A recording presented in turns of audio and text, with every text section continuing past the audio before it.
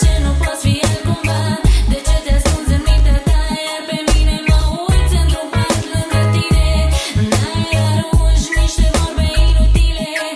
Ai o mulțime de motive, dar de fapt n-ai nimic. Suntem doar noi doi într-o cameră plină de praf la fel de goi. În amintiri și în fapte noi suntem praf. Poate că ai dreptate, dar ne iubim, baby. Uită de tot, uită de tot, uită de lume, de sentimente, de suflete pereche, de șapte la ureche, de firece. Nu lăsa pe el să te întunece.